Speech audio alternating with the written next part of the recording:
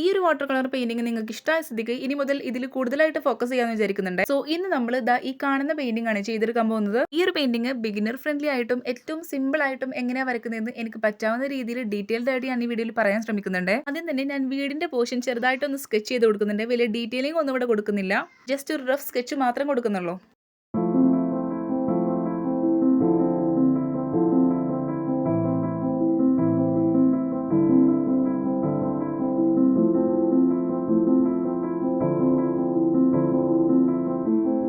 പിന്നെ ഞാൻ ഈയിടെയായിട്ട് മനസ്സിലാക്കിയ ഒരു കാര്യമാണ്, അത് മാത്രമല്ല ഇത് പെയിന്റ് ചെയ്യുമ്പോൾ ഏറ്റവും ഇമ്പോർട്ടന്റ് ആയിട്ടുള്ള ഒരു കാര്യമാണ്. വേറൊന്നുമില്ല, നമ്മൾ ഏതൊരു പിക്ചറാണോ വരക്കുന്നത് അതിന്റെ ലൈറ്റിംഗ് ദാറ്റ്സ് വെരി ഇമ്പോർട്ടന്റ്. ഒരു പെയിന്റിംഗിൽ ലെഫ്റ്റ് സൈഡിൽ നിന്ന് സൺലൈറ്റ് വരുന്ന രീതിക്കാണ് ഞാൻ പെയിന്റ് ചെയ്തെടുത്തേക്കുന്നത്.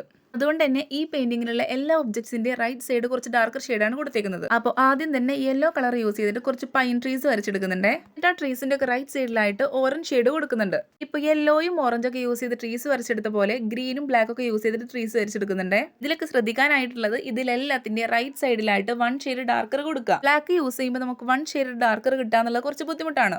ഇങ്ങനെ ഡാർക്കർ ഷെയ്ഡ് യൂസ് ചെയ്യുന്ന കേസസിൽ വാട്ടർ കളേഴ്സിൽ കുറച്ചധികം വാട്ടർ യൂസ് ചെയ്തിട്ട് ഫസ്റ്റ് ലെയർ പെയിന്റ് ചെയ്യാം. സെക്കൻഡ് ലെയർ ആയിട്ട് വാട്ടർ കുറച്ച് യൂസ് ചെയ്തിട്ട് ഷെയ്ഡിങ് കൊടുത്താൽ മതി.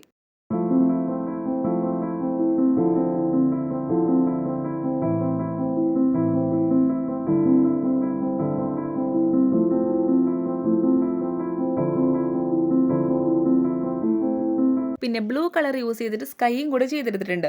ഇനി വീട് കളർ ചെയ്തെടുക്കുകയാണ്. അതിന് മുന്നായിട്ട് ഞാൻ വീഡിയോ എടുക്കാൻ മറന്നുപോയൊരു കാര്യമാണ്, താഴ്ഭാഗത്തായിട്ട് ആഷ് കളർ യൂസ് ചെയ്തിട്ട് അവിടെയോടൊക്കെ വരച്ചിട്ടതായിട്ട് നിങ്ങൾക്ക് കാണുന്നുണ്ടോ? റോക്സ് ക്രിയേറ്റ് ചെയ്തെടുക്കാൻ വേണ്ടിയിട്ടാണ് അങ്ങനെ ചെയ്ത് വെച്ചേക്കുന്നത്. ഇങ്ങനെ കാണുമ്പോൾ നിങ്ങൾക്ക് അത് റോക്സ് ആയിട്ടൊന്നും തോന്നൂല, പക്ഷെ ഫൈനൽ ലുക്ക് സെറ്റ് ആണ്. പിന്നെ വീട് കളർ ചെയ്തെടുക്കുമ്പോൾ ഫുൾ ആയിട്ട് കളർ ചെയ്യേണ്ട, കുറച്ച് വൈറ്റ് പോർഷൻ അവിടെ മാറ്റി വെച്ചേക്കും. ഞാനിവിടെ ബ്ലാക്ക് കളർ പെന്ന് യൂസ് ചെയ്തിട്ടാണ് ഡീറ്റെയിലിംഗ് കൊടുക്കുന്നത്. നോർമൽ പെന്നല്ല, CD മാർക്കറാണ് ഞാൻ യൂസ് ചെയ്തേക്കുന്നത്. നിങ്ങളുടെ കയ്യിൽ നോർമൽ പെൻ ഉള്ളൂന്നുണ്ടെങ്കിൽ അത് യൂസ് ചെയ്താലും മതി.